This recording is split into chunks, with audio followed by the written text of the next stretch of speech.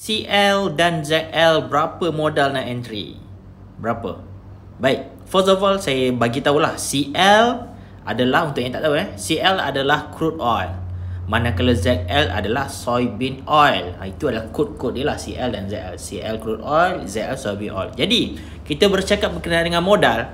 Untuk modal, first saya tunjuk untuk modal CL untuk modal crude oil. Dekat sini anda boleh lihat di sini, di mana? Di sini. Minimum initial margin. Ini modal dia. $5085, which is $5,085.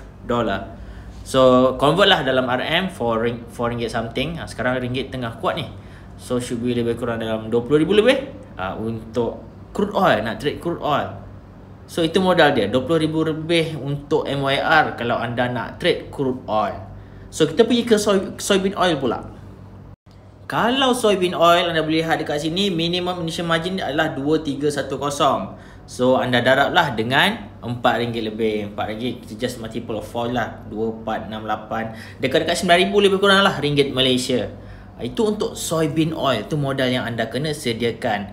Jadi kita berbalik kepada dia punya, kalaulah anda trade this one, anda trade soybean oil ZL ni, satu tick adalah fluctuation adalah bersamaan dengan $6. So setiap satu tick pergerakan bersamaan $6 untuk satu lot. Pergerakan adalah 0.01 lah dia punya minimum tick. So kalau kita pergi balik kepada crude oil tadi, setiap pergerakan dia sama juga 0.01, cuma setiap satu tick dia adalah mewakili $10. So modal lebih besar sikit, so value pun lebih besar sikit lah. So okay, semoga menjawab. Jangan lupa untuk follow, like, komen dan share. Thank you untuk soalan.